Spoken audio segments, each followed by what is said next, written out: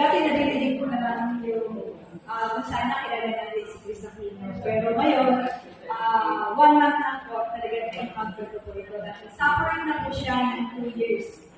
So, bago kasal sila, pero nung pwede na po nila, meron na po daw yung issue nila na yun. So, hanggang sa natagal sa kasasama nila, kumalang na po yung, alam niyo po yung po niya, maraming sugat. Tapos yung sugat po niya, umumbok.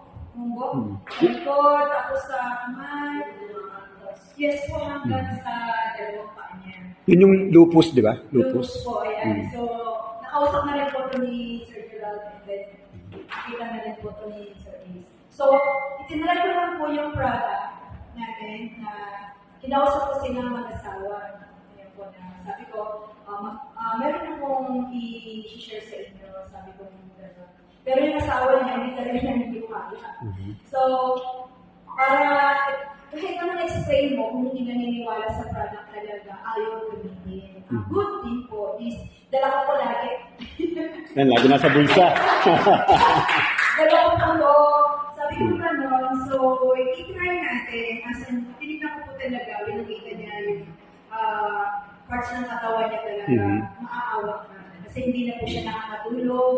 Binawalan na po siya ng doktor niya na magpaaraw. Kasi nga po, talagang yung case po niya, serious na po. Kasi sa dami ng mga gamot na synthetic po na iniinom po niya, steroid, talaga tumama na po siya, lumapad yung katawan niya, hindi na nakakatulog. So, na-worried na po yung asawa niya. Sinabi niya sa akin na talaga, umiiyak na po lagi yung asawa niya yung lalaki. Nadidepress na. Depressed na po talaga. Kasi kung kayo po yung nasa situation ngayon talaga at makikita mo yung asawa mo na hindi na nakakatulog at hindi na pwedeng lumabas, hindi siya pwedeng maaraman. So, sabi ko ng doktor talaga, yung lahat ng organs po niya is affected na rin. So, talaga nakakaawa na kahit yung situation. So, it's time naman po na tinry ko sa isang portion lang po ng kanyang sugat. Amazing po talaga kasi lumipis. So, sabi ko, tingnan mo yan, sugat mo na yan. So, i-apply natin ito kasi display ko mo na maganda po sa dalat natin, is organic. Hindi po ito medication or synthetic po na po. The good thing po is, po ito, organic. So, napakaganda nito. So, tinry ko po doon sa isang portion po na sugat po niya. Pagkapahit ko po, yung buong na sugat na lumipis. Nagulat din po ako lumipis. Mga minutes lang, minutes? Second lang. Seconds lang? Wow. Wow, grabe. Kasama ko dito yung husband ko and then yung yung youngest ko na son ko kasama ko dito. So, lagi pa ako nagpapakit yung pamilya ko, pero mali talaga. Isa naniniwala, isa hindi. Ayun po yung, kasi nakita naman ako talaga, nakikinig sila, talaga ako din mo talaga lumipis. Sabi niya, wow, ang galing. Sabi niya, gano'n lumipis.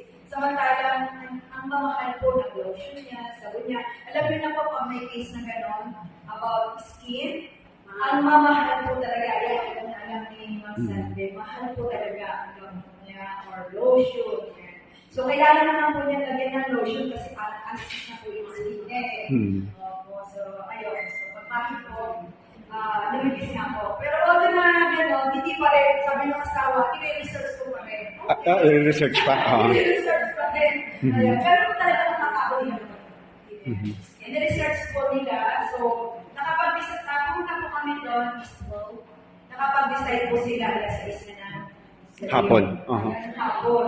So, sabi ko, ay, hindi naman deliver. Sabi ko, ay, sayang naman kung gusto ko na talagang gamitin. Eh, kanina, hindi ka nag-decide. So, ayun gabi na. So, umaga na. Pagka-receive po niya, sabi ko, talagang in-instruction ko po, magpahit po sa process po niya. Ayun, dahil nung bago pa ako, so, madali naman po niya naiintindihan. Maganda po, hapon ilang hours pa lang po, na-lesson po yung kami. Wow. Maaawag ako talaga kasi sobrang kate. Opo, sobrang kate kahit steroid na siya, wala ka. Kumbaga yung mga medication na binibigay po ng mga doctors, hindi na po nag-i-effect. Ayun po yung pagkakas na po siya nag-effect. So nakita ko po siya, dami apal ng mga yellow, So, ayun na po, mga ilang hours, matulog po siya, na-lesson po yung ate. And then, ang maganda po doon, dahil, siyempre pagka yung situation mo, depress ka eh. So, parang relax daw siya, sabi niya gano'n sa amin. Ayun, so, pinalab ko, kinabukasan, sabi niya gano'n, tinanghali po ako ng gising. Ang ganda po ng pakiramdam ko. Ayun.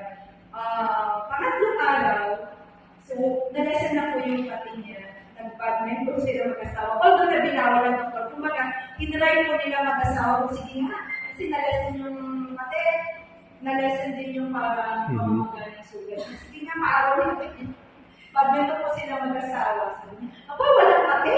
Sabi niya gano'n. So, doon pala talaga yung nakaka-amaze ko talaga.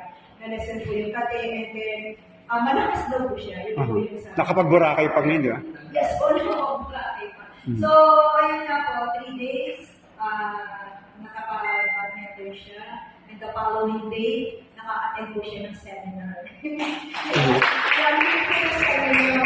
So, ako naman happy ako kasi meron pala talaga si Chris Aquino is kilala na. Autoimmune disease. Ayun. Although na malapit pa sa akin si Kristen Hermosa, pero hindi ko sila.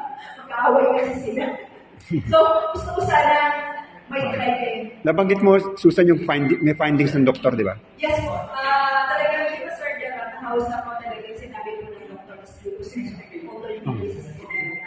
Ayun nga, talaga yung asawa niya talaga, umiiyak na po yan. Kaya sabi ng asawa niya gano'n sa akin, blessed po kayo. Maganda kaya sa pakiramdam sa biglang blessing. Tapos, Susan, nakwento mo, nagpa-check up, di ba? Nagpa-laboratory, check up. So, 1 week po, gumanda na, makikita mo po yung mga sugat po niya. Hindi ko kasi nasis, sugat po talaga na umuubok. Tapos malalaki, tapos tatad po talaga. Makikita mo talaga dito talaga. Babae pa naman. Opo, babae. May tsura pa siya. Hmm.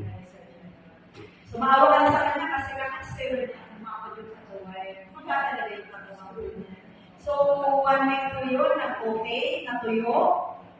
Yung sugat po niya. And, hindi na siya kulang-kulang yung isa na natuyo. So, yung pala happiness sila mag-asawa at then yung parents niya.